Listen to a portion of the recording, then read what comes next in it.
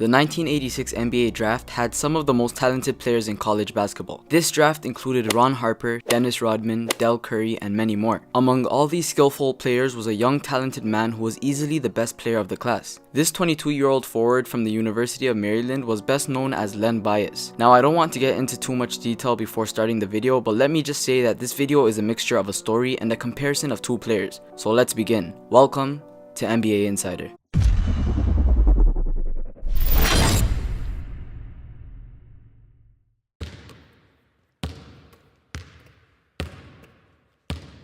Len Bias was the second overall pick in the 1986 NBA draft. He was one of the greatest players of all time coming into the draft. He was built perfectly, standing at 6'8" and weighing 210 pounds. To top it off, he had tremendous basketball skills. This guy was on his way to stardom. He was considered by many to be the most elite forward to ever come out of college. He could score, rebound, and pass extremely well. Coach K of the Duke Blue Devils said that the two best players in the history of the ACC were Michael Jordan and Len Bias. At the time, Boston Celtics general manager Red Arbich wanted Len Bias to play for him. He had been after Bias since his sophomore year in Maryland, so following the Celtics' third championship, Bias was immediately drafted. For the young man coming from Maryland, this was a dream come true. This was also a big pick for the Boston Celtics, considering Bias would have given the Celtics room to rest their big three, specifically Larry Bird, who had constant back problems. This would also have allowed them to have a few healthier seasons while potentially building a stronger overall team. Everything seemed to be going in Len's favor. The dream team, the dream job, what could go wrong? Unfortunately, the dream quickly turned into a nightmare. Just 2 days after being drafted, Len Bias was pronounced dead. He was 22. Less than 48 hours after being drafted, Len said he was going out to celebrate his success with his former college friends. The following morning at 6:57 a.m., he was found on the floor of his room without a t-shirt and with no signs of movement. At first, his friends and teammates assumed that he was having a seizure. Paramedics were called and they came into the room in an attempt to revive him. Eventually, they had to take him to Leland Memorial Hospital. Just like that, he went from celebrating being picked number 2 in the NBA draft to being found unconscious and hoping he'd still be alive. News reporters, family, and friends were starting to show up at the hospital. Everyone started crying. At first, it went from Len Bias died to Len Bias died from a cocaine overdose. The entire basketball world was devastated. What happened? Nothing was making sense. Many couldn't comprehend his death. Even Larry Bird, Len's soon-to-be teammate, commented on his death, describing it as the cruelest thing I've ever heard.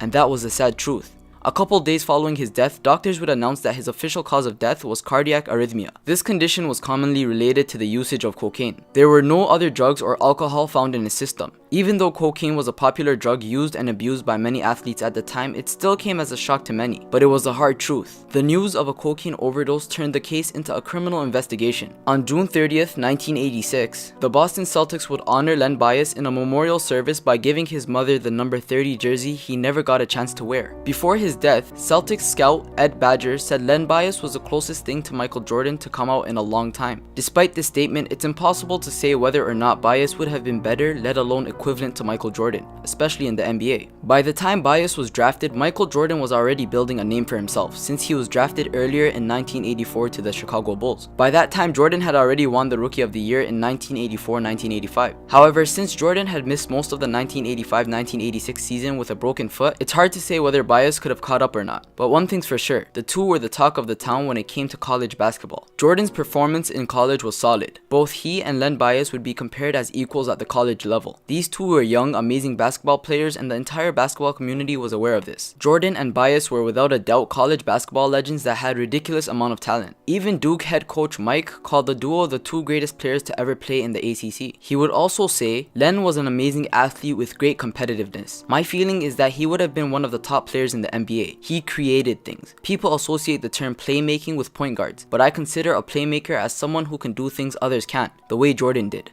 Bias was like that. He could invent ways to score and there was nothing you could do about it. No matter how you defended him, he could make a play. However, Len was unbelievably strong, had unique athleticism, and had a jumper that Jordan had yet to show. Bias was one of the nation's most gifted athletes and his high-flying dunks made him a highlight reel. During his 4 seasons at Maryland, Len Bias averaged 16.4 points, 5.7 rebounds, and had a 53.6% shooting percentage. Michael Jordan, on the other hand, averaged 17.7 points, 5 rebounds, and had a 54% shooting percentage advantage during his 3 years at North Carolina. However, over the years, many people would claim that it was his jumper that separated Len Bias from Michael Jordan, and could have potentially made him a better player than Jordan in the NBA. But at the same time, Michael Jordan was a little further advanced because of his ability to get the rebound, push the ball, and facilitate the game from the playmaker position. Michael had the ability to be an effective scorer without anyone's help. Many years after his death, many NBA fans and analysts alike still claim that Bias was more ready for the NBA than Jordan was at the time. He was a 2-time ACC Player of the Year and earned All-American honors in 1984 and 1985. Len Bias was a couple of inches taller than Jordan and had a bit more of a dominant presence on the court. However, some of these comparisons would be exposed in their first college game against one another. On January 12, 1984, Michael Jordan and the North Carolina Tar Heels came face to face with Len Bias and the Maryland Terrapins. Sure, the Tar Heels would beat the Terrapins 74-62, but on a one-on-one level, it was actually Len Bias who held the advantage over Michael Jordan that game. Jordan scored a solid 21 points while Bias scored 24. Bias was dominating on both offense and defense. He seemed to have been stronger than Jordan in a few ways, such as rebounding and steals. He was tall and had long arms that did not hesitate to take anything from you. He performed like a madman when he played Jordan, and to this day, the game is one of the most memorable games in college basketball. Overall, when it came to raw statistics, it seems Len Bias and Michael Jordan were somewhat identical. However, Len Bias was more dominant. According to many fans at the time, other than MJ and Dominique Wilkins, nobody in the 80s attacked the basket like a young Len Bias. To many, if Len Bias had lived long enough to touch an NBA court, he would have been Jordan's kryptonite. If Len had a chance to play with the Celtics, he would have had a chance to play along with talents such as Kevin McHale, Robert Parrish, and of course Larry Bird. Had Bias been around when the Celtics made the finals and lost in 6 games to the Lakers, it's possible he could have made a change of events. He was actually that good. Some even go as far as to say that Bias would have stopped Jordan from going to the NBA finals a couple of times. Unfortunately, we'll never know. With so much talent in these two individuals, it is very sad that they were not able to play each other in the NBA. Could you guys imagine how it would have been to see these two go head to head? It would have been like a young Kobe and LeBron going head to head. To this day, basketball fans all over the world wonder what would have happened if Bias had not died on that fateful day. Would he have been one of the greatest NBA players to ever put on a Celtics jersey? Would he have broken NBA records? And most importantly, would he have been better than Michael Jordan?